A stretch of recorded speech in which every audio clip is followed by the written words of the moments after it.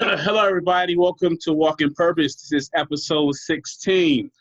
For anybody who doesn't know, Walk in Purpose is all about men around the world telling the stories about mental health, about growth, and just having a great conversation about life. Sometimes we laugh, sometimes we joke, sometimes we smile, pretty much. It's not always serious. Yes, we do tell our story, but at the same time, we do uplift each other. The goal is to uplift kings around the world, everybody. I'm here with Andy Smith. My interview today. How you feeling, sir? And feel free to introduce I'm really, yourself. I'm really, really well. I guess this is the magic of our global community because it's late Thursday evening there for you. It's Friday afternoon for me, which I'm not sure how it rolls stateside, but Friday afternoon in Australia, well, normally would be a time we all get slightly excited for the weekend. So that's not going to stop me getting excited for the weekend, bro. So I'm still going to make sure that I have a good Friday afternoon. And I can't think of a better way to start my weekend than having a conversation with yourself this afternoon. Appreciate that. Over here, it's I think 11 o'clock Thursday night. Appreciate the That's connection. dedication. Yeah, Likewise. it's a beautiful thing for people to get together. Pretty much, a lot of negativity around the world, pretty much, and see the people get together. It's been a great thing of what everybody been doing, pretty much, and we all helping each other out.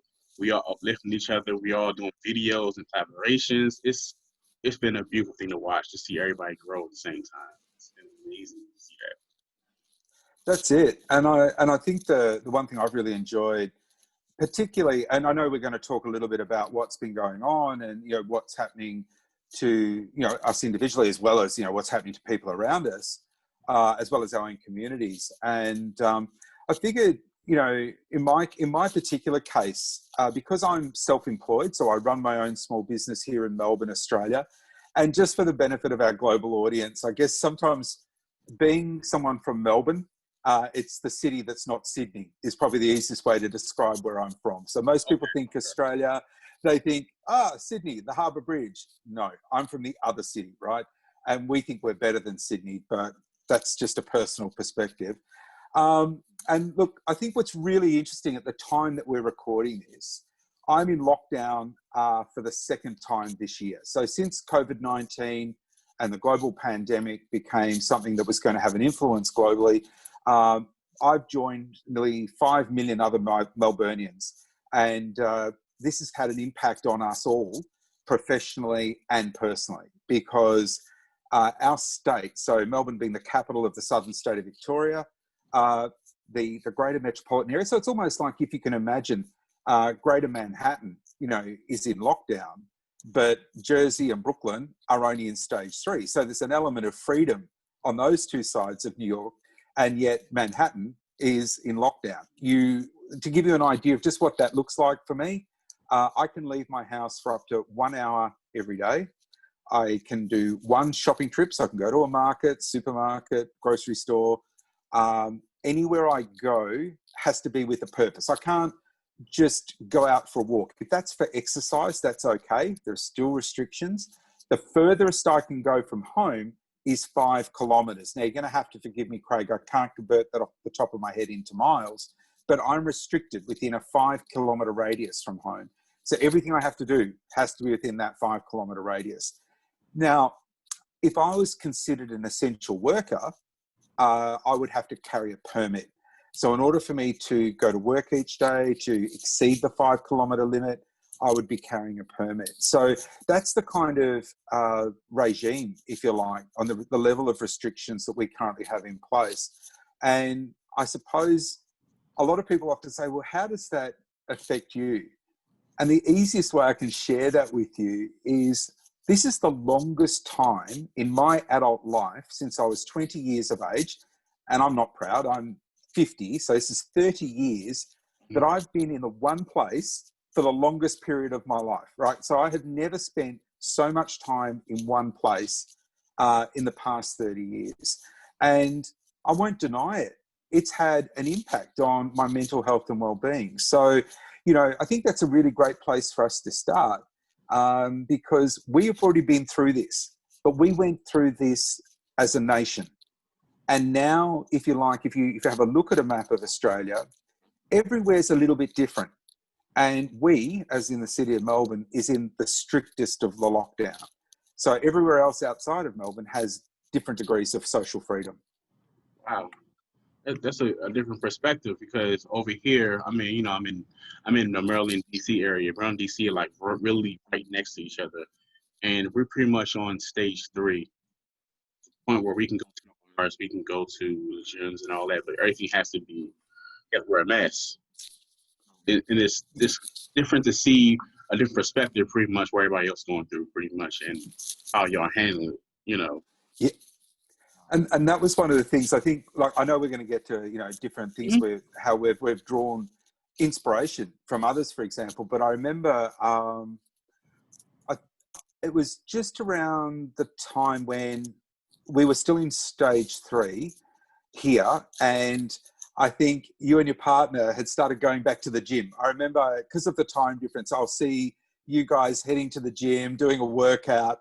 And that would usually come into, for example, my Instagram feed first thing in the morning. Yeah. And it was really, really motivating, you know, because you sit there and you see someone out there and think, right, you know, that's definitely going to be on my agenda for today, you know, some form of physical activity. And of course, it was only a matter of, I think, maybe less than 2 weeks. And gyms and cafes and bars all ceased where we are. They were closed again. In fact, the closures are far reaching. They're much bigger. Things like retail, you know, department stores closed.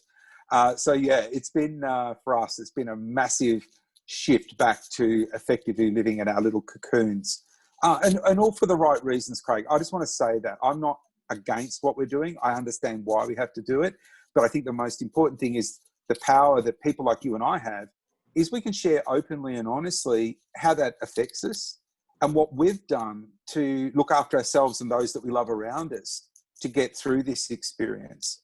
Yeah, that's a great point, and actually that gives me an idea for my question I'm getting ready to ask just off the top of my head. Pretty much, like, what's your learning experience during this whole COVID-19?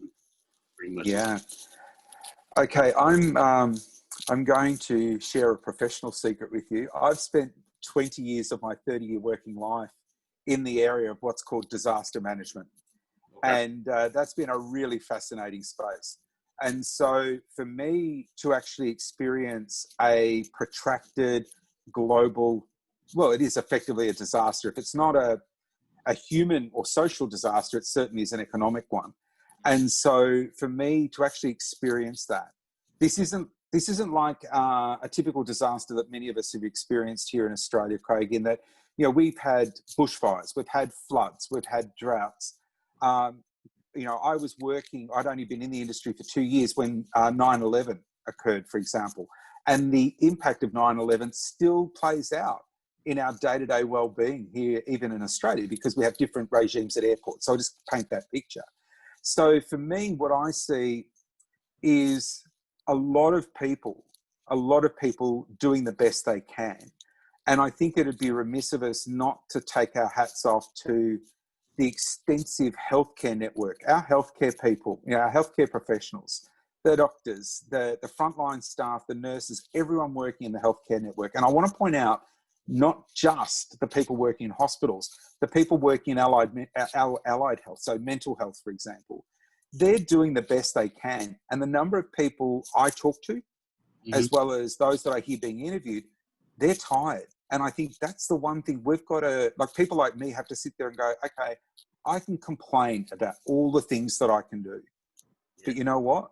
I've actually got it pretty easy because all I have to do is follow the rules and do the right thing. And hopefully I've done my part.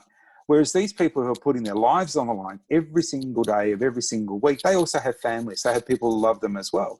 And I think that's my observation. It comes down to how we, as a global community, have to work together to not only look after ourselves, so we've got to be a little bit self-reliant. We've also got to look after those that are trying to do the right thing for us all.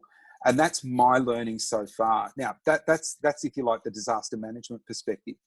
If I can just mention from a personal perspective, one of the key learnings I take away from this is just, Andy, everyday citizen, Melbourne, Australia, is to remain connected. And through the power of Instagram, and this has been the one thing that's blown my head off my shoulders as far as this is concerned. The number of amazing connections, including yourself. And I think it's really important that we share that openly. I think we connected maybe 3 months ago after the guys at Men Talk TV. Yeah. You know what I mean? Yeah, I remember. That's what brings you and I to this conversation today. And so what I want to shout out are, initiatives like your own and Men Talk TV. They're in the United Kingdom, of course. And there are a couple that I've recently become involved in here in Australia through this sense of connection, which is really important. And I just want to mention the Shaka Project, wearing their T-shirt today, just as a way. They operate very much on a local level, so they're helping people in regional communities. There's a new one that I've got involved with called The Modern Bloke. And what they're doing is trying to encourage a conversation about what it means to be men and how we look after our mental health in the modern age. And then I just want to put a little shout out to 6 guys who are going to be doing a walk. Well, they're hoping to do a walk to raise funds for one of our larger mental health initiatives here in Australia, Beyond Blue. Yeah. Now, like so many things, Craig, the pandemic has stopped normal life. So everyone has to be flexible. So there are 5 examples of things that I take away: the power of connection and the fact that all of us in our own way are trying to contribute towards a greater good. Yes, that is an excellent point, because being this pandemic has given you time to think, give you time to be creative. And I'm one of those people who, like, before this happened, I didn't have the free time to actually create any new ideas. What I'm doing right now is off me having free time off the pandemic. So you never know. Like, if anybody that's listening, I know it's hard, I know it's difficult. Try to use this opportunity to create something great. Whether it's you drawing something, or if you're speaking to somebody, getting close to a loved one, you can still take this opportunity to do something great. It doesn't have to be a podcast. If you decide to do that, that's great too. But use this opportunity to do something great. Absolutely. And like you, I think, isn't it amazing that you've used this opportunity to be creative? I've done the same thing. I've finally sat down and done those things that I've never made time for. And I think that's the key message, isn't it? We've never made time for it. And now, in many ways, this global pandemic has, in its own unique and bizarre way, given us a gift that says, you now have time. All those things that you had passion burning away inside you to do, you can do it. So in my case, the 2 things that I've done that I'm incredibly proud of, I've started writing, of all things, my own autobiography, something I thought I'd never do. But okay. I've started to write what my life looked like. But also, I completed a mental health first aid qualification, because I can see going forward that with my experience in disaster management, my experience living through this global pandemic, I feel I can use the skills that I've gained over 30 years of working in the industry to improve the world around me. And so you're absolutely right. Rather than sit back and spend hours watching Netflix series after Netflix series, I've actually also balanced that out by doing all those things that I never had time for. So I totally applaud you for that, brother. Yeah. I applaud you too for just taking this opportunity to work on yourself and taking the opportunity to create something great. And I always say this all the time, and I say this a lot, and people, like, he's saying it again. Yeah, I'm gonna say it again. I really believe in life, you're supposed to, what you go through, give thanks, and extend that hand back to the next person. In any kind of way, you got to do that. Whether it's through a book, through a podcast, or you speaking, or interviews like this, someone might be listening, like, oh man, he from this. I feel good about that. You never know how a connection can change someone's life, even if that's that one person. Pretty much. Absolutely.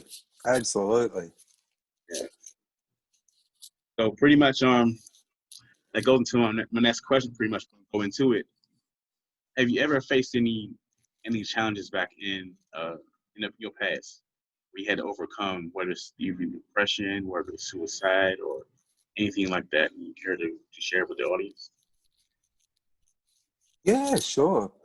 I think the first answer and the simple answer is yes. And one of the things that I often say to people, and I'm going to phrase this in such a way that when people watch me, say, in conversation with someone like yourself now, they look at our conversation and they look at the way we present and the way that we talk to each other. And the minute you say yes to that question, there's often but how? Look at you. You're amazing. You know, look at the way you speak. You're so relaxed. You're so happy. You know, you're doing all this great stuff, even with all this sort of maelstrom going on around you. But life wasn't always like that, Craig, you know? And the thing is, I think what I like to remind people who make that observation about me, and I had a brilliant conversation with a guy on Instagram a couple of days ago, and he just made that, he goes, I don't understand how someone like you could have had anxiety or depression. And I said, because you didn't know me when I did. And what I want to be able to do is learn or share what I learned from that experience with other people. And I think that's one of the most empowering things that we can do. And the way in which I answer that question very, very succinctly, to be honest, is I'm human. Cut me, I bleed.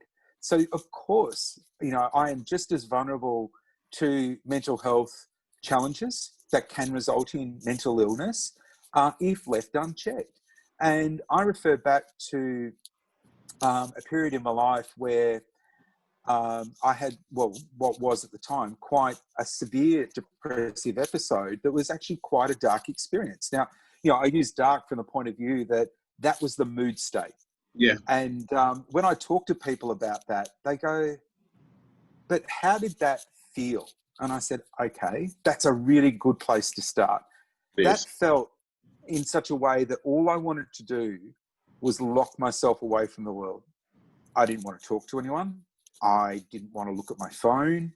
I can remember the overwhelming feeling was wanting to go to sleep and not wake up.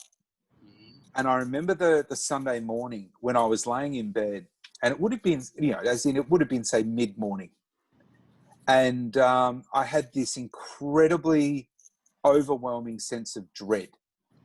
I've got to get up. You know, I've got things I should be doing, but I didn't have the energy. I didn't have the motivation. And I remember laying there in bed, and I can remember staring at the ceiling. And you make mind patterns, almost like you're creating clouds in the paintwork above you. And I remember just looking at these patterns that were kind of emerging.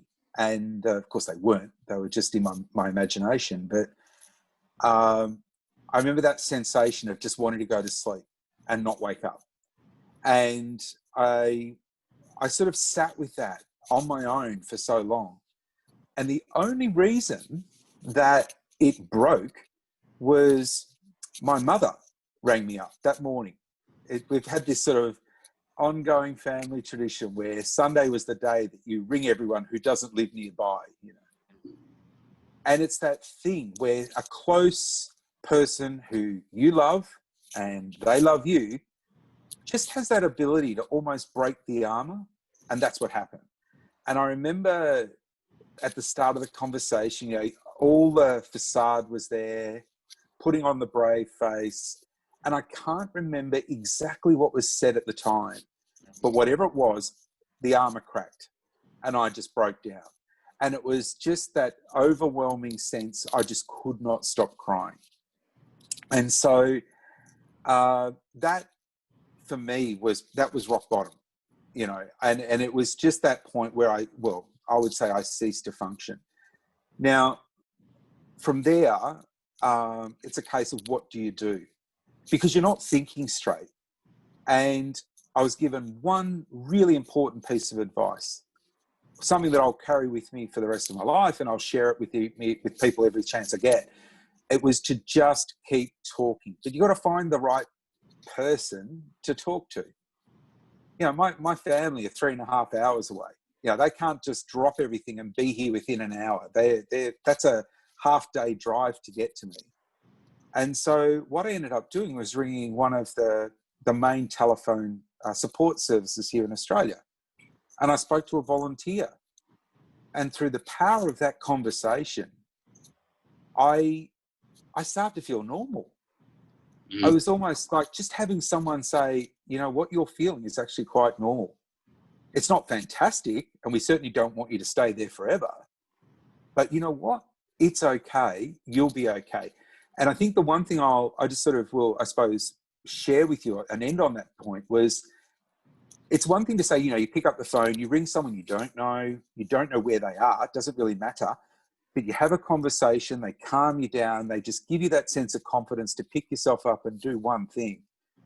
But the one most powerful thing in that conversation, Craig, was she said to me, I want you to make one promise. I went, oh, yep. I'm on the end of the phone. I don't even know who I'm talking to. She said, I want you to ring me back in 4 hours. And she said, I'm going to make a note. In 4 hours, you will ring me back. And at the time, obviously, I didn't think about it, because you just go into an anonymous call center. Anyone can pick up that conversation. And so I set myself a note saying, okay, in 4 hours' time, I'll make that call. And in that time, she just gave me a couple of things to think about, not to do, just to think about. And I took that on board.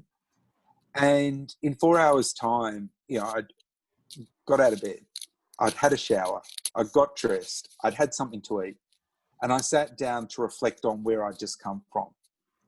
And I made that phone call 4 hours later. And it was almost like I'd won the lottery. Now, it wasn't the same person who picked up the call, but the person who did knew exactly who I was, why I was calling, and it was just shared gratitude. Thank you for ringing us back and letting us know you're okay. And from there, I agreed on getting help, that I would agree to keep in touch if the mood came back. And essentially, they wouldn't let me off the call until I'd almost given like a verbal contract to say, I will do these things and I will honour this contract. And for me, that was the lowest point that I can remember in my adult life. And that was only a matter of 5 or 6 years ago. And since then, it's been a case of learning a lot more about myself, but just to finish off, understanding the connection between that event and other things that occurred in my life, even well previous before that, and saying, I've actually been in this place before. It just wasn't as bad. And I managed to get through it somehow, And so that was probably the worst, but it is one of those things, as I'm sure you can appreciate, it's always there. It never truly goes away. It's always there. That's a good point. I commend you on just taking that first step and to admitting, like, hey, I'm going through this. And for anybody that's listening, any male that's listening that's struggling with the stigma that you can't talk about, you can. Even if you don't have no one to go to, you make a phone call to somebody, a phone call to a hotline, it's okay to express yourself. It's okay to reach out to someone it's okay. And a lot of times people will see me and you talking, or whoever talking, Mel, I can't believe you've been through that. You look so, like you said, you know me back then. A lot of times you got to go through the pain, the tears, the anger, the depression to get to the beautiful smile, the beautiful person you are becoming today in the future. So I definitely commend you. So true.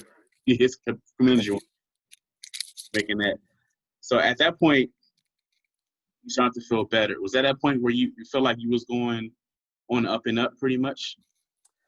Slowly. Look, that phone call certainly helped me deal with what was occurring at the time. And what's interesting is that, I dealt with the drivers of that mood state, of the causes. I put in place strategies, and that included just keeping in touch, particularly with my family and my friends, so that rather than it was primarily being driven by a workplace scenario. Okay. And I just wasn't coping in that workplace scenario.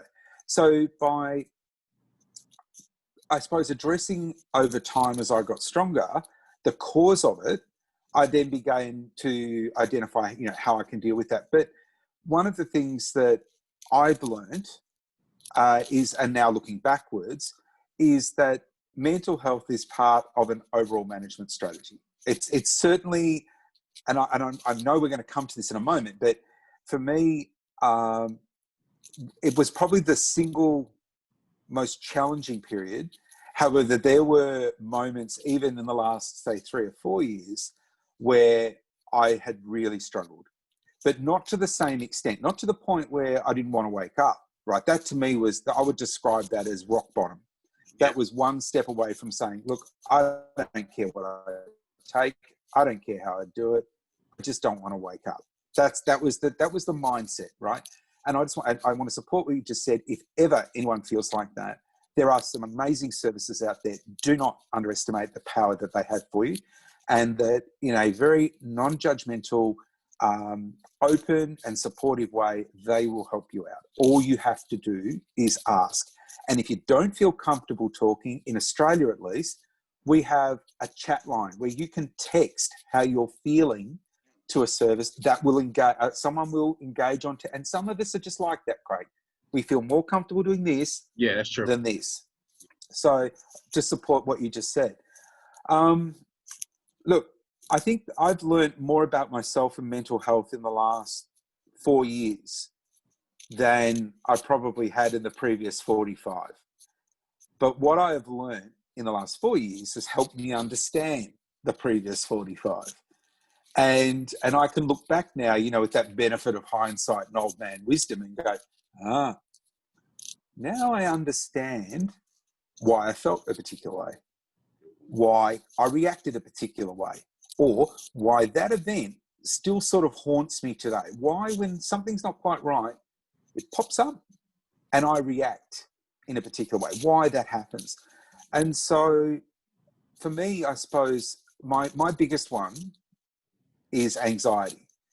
And it appears in one of two ways. I have social anxiety in that, not bad, but I will feel very uncomfortable going into a social environment if I don't know anyone. So, I mean, I think that's pretty typical to everyone. Like if you're going into a room full of strangers, you go, I don't want to be here. For me, how that plays out, it's almost like the walls get smaller, and I apply the aircraft analogy. I've always got one eye on the emergency exit. So if I need to get out of here quickly, I know where to go. I'm okay if I have a sense of purpose. So you put me into a room full of strangers. If you tell me, Andy, your job today is this, I'm okay, because I can distract myself by focusing on my job. But if I'm just there and it's like, I feel so uncomfortable right now. That is incredibly claustrophobic. So social anxiety is a big one. The second one is anxiety in another form. And the last time this happened was last year. So just on a year ago. Okay. And briefly, I was just shopping. I was in a supermarket. I was buying 3 grocery items for my office. And it was almost like someone had taken their foot, pushed it on my chest, and I couldn't breathe. And I know the sensitivities around that description, but that is exactly how it felt. And I dropped the shopping basket wherever I was. I was in the dairy section. Dropped the basket on the floor of the supermarket, and I just left the supermarket. And I was standing out. Sorry, I was standing out in the car park, and I was just standing there, like I'm a 50-year-old guy. And I'm standing at the car park, and I'm just like, my hands on my lap, and I'm looking up at the sky, going, "Oh, what the heck brought that on?" Where did that even come from? I couldn't tell you what the trigger was. It was just so incredibly unpredictable. And a lady must have seen what had happened. And she came out and she sort of approached me very carefully. And sadly, I don't know her name. I don't know her background, and I wish I did. Lesson learned. But she said to me, "Are you okay?" I said, "No, I'm not." And she said, "I just saw what had happened, and I thought I'd follow you out to make sure you're okay." And the funniest thing she asked me was, "Do you not have enough money to pay for your groceries?" And I said, "Oh no, I can pay for the groceries. I just couldn't be in the supermarket right then." And so she offered me support, and she took me back into the supermarket. We finished what I needed to get, and I left. And as I said, Craig, hand on heart, and I don't know, maybe by some weird coincidence, that lady hears this podcast. But if you are watching or listening, thank you for what you did. Because, it was such a powerful, random act of kindness for a guy that just experienced something that was quite unpredictable and unforeseen. Yeah, yeah, it's amazing how kindness can save someone's life or make someone's day pretty much. And I can definitely relate on the social anxiety, me being an introvert. Much. Like you put me on stage and I'm talking about myself, I'm good. I'm fine. You put me in people, I'm like, where's the exit? Time to go yet? I can definitely relate to that. Oh, that's good. That's probably why we get along so well. There's an expression or a description for us. I think we're introverted Yeah, extroverts. And that introverts. is, we can talk quite confidently, but deep down we are introverts. Yeah, Yeah, absolutely. yeah. You can talk about myself and talk to people like me. It comes naturally, it comes easily. But put me in a place and let me go in. Like, I can definitely relate to that. You know, I'm proud of you for just telling your story and admitting what's going on with you. Taking that step, it means a lot. So at that point, I'm sure you're working on yourself and you're building yourself up pretty much, and you're taking the steps pretty much. And my question is, how important to you is self-love? Self-love. Yeah, that's again, let's think about the world in which we're currently living in, and that's unusual times. Yes. If ever there was a time in modern history where self-love is an incredibly important daily practice, it would be now. I suppose, growing up in the era that I grew up in, and look, I'm a very proud Australian, as I'm sure you're a very proud American. And I know that self-love wasn't something that was even remotely considered part of our Australian fabric. You know, it was, in fact, I can't even remember hearing that expression until perhaps the last 2 or 3 years. And for me, what I have learned is that self-love is a way, it's about being kind to yourself, you know, and acknowledging, I'll go back to what I said to you earlier on, that I'm human. You know, I will make mistakes. I will strive to learn from those mistakes, and I'm doing the best I can, and that's okay.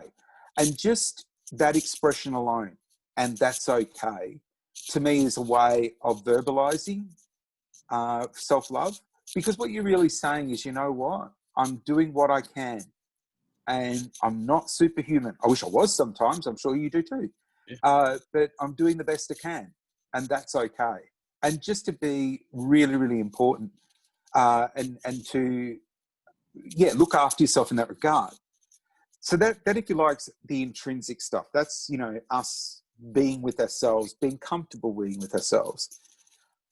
Knowing also that we don't have all the resources to do things on our own, and not being ashamed of reaching out and connecting and seeking assistance from others. Like, I'm the first one who will reach out to friends and say, hey, look, I've got this going on. I just want to talk it through. You may not have the solution, but as long as you can hear me out, that'd be awesome. Yeah. And then similarly, looking for positivity, you know, and I've been really impressed in the last 6 months of this year, where I've seen so many young people, and I feel, I can't believe how I feel when I say that, but they are younger than me, so therefore they're young people, Craig, and they are doing some amazing things. They are getting off their backsides and they are leading with initiatives. And self-love for me, where they're concerned, is to support them, because by, you know, say wearing a t-shirt, promoting a cause, contributing to the conversation is also an act of self-love. Because let's face it, we could spend 24 hours a day involved and immersed in a negative news cycle. And while it's important we remain informed, at some point, you know, we've got to go, no, enough. And we've got to allow ourselves to immerse ourselves in positivity. And so for me, self-love, that's definitely looking after the soul. You know, that's very much looking after the inner self. What I've learned in the last 4 months is the physical self. And, you know, I've done some pretty interesting things that I never thought I would do 5 years ago, let alone 12 months ago, in that I'm 100% focused on fuel being food and movement being exercise. And so for me, bringing that all together, just nourishing the body in terms of good food, nourishing the strength of my body through a good exercise plan, and then looking after my soul, that is how I think, how I engage, how I communicate, has been like the trifecta. And that for me is a valuable lesson learned. So for everyone listening, I would say if you have one thing to do after listening to us today, it's just to think about how you practice self-love, because it all starts from home. It starts from within. That's a great point. And to add to that, anyone that's listening, like the most important person around yourself. You gotta take care of you. If you don't take care of you, you can't take care of nobody else. You won't take care of you, you can't do a lot of things. Please take care of yourself in any kind of way, especially right now, all over the world. But limit your social media. You see a lot of negativity. This person, that person got this going on, and got so much going on. Try to look at something positive, something that makes you laugh. Something that makes you smile. Pretty much. So I definitely commend you on giving that great advice. Last question is pretty much, if listening, if you could talk to your old self, right? I'm talking about yourself that was going through the depression in the beginning stages. This is like you had a conversation with the OU. What would you say to you? Mm-hmm. Oh, that's a good one. All right. Okay, so I'm now talking to my old self. Mm-hmm. Okay, I'm going to answer that question in two ways. Okay. First one. I'm going to talk to my younger self. Okay. All right. So I'm going to talk to my teenage self for a moment. And I think if you ask that same question of anyone and you say, what would you say to your teenage self? I would say to that individual, it's all going to work out okay. There are going to be a lot of people in your life who are going to tell you what you should and shouldn't do. And while it's important to perhaps listen to some of those people, follow your heart. It knows the truth. Yeah. Right. So younger person, that might sound like a big statement, but this part of your body knows the truth. So follow it.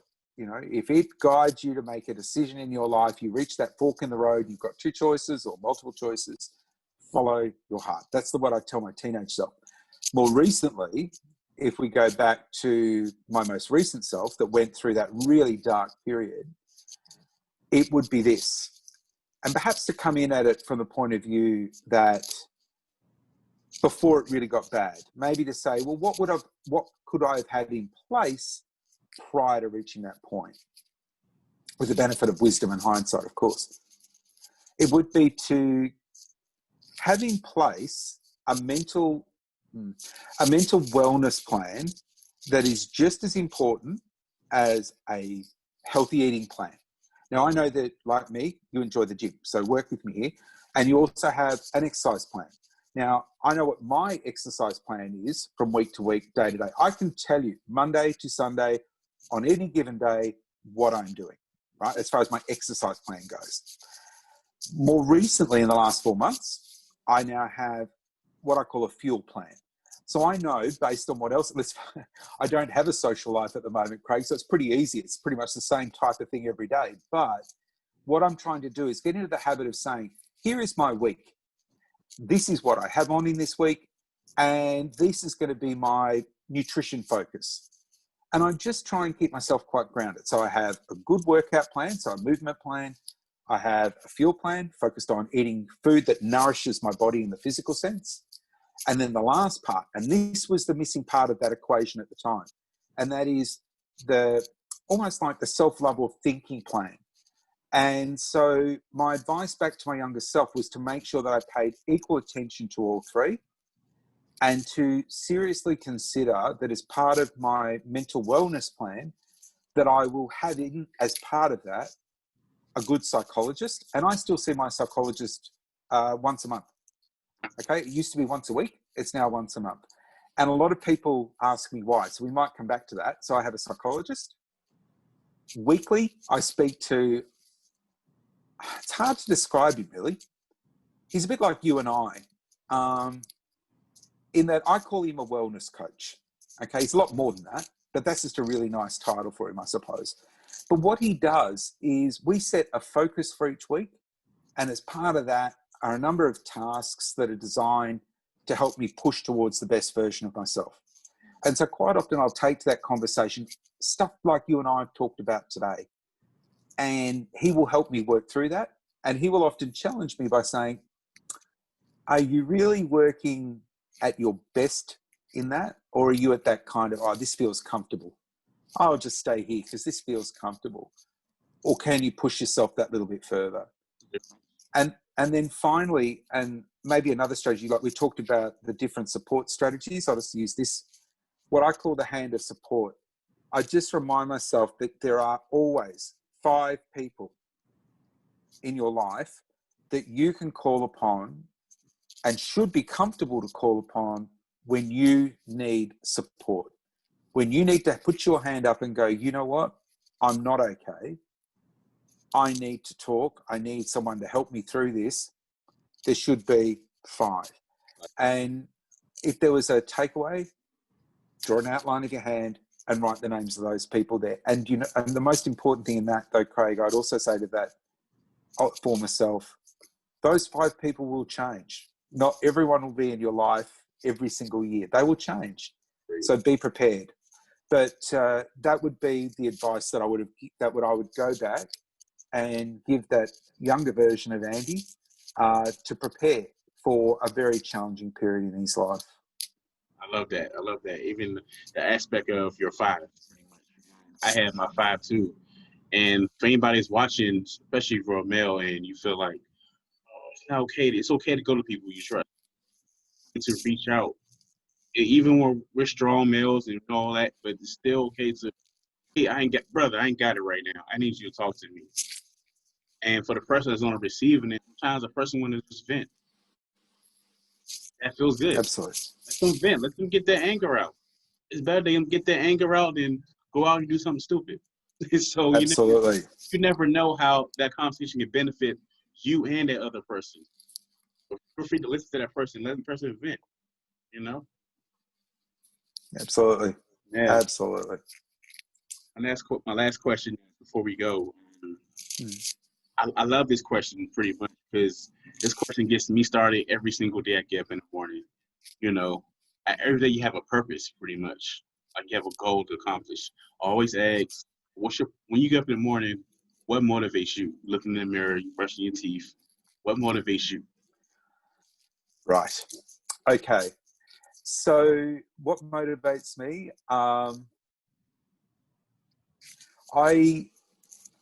I have a simple philosophy I live by. I have many philosophies, Craig. We could talk all day just on philosophies alone.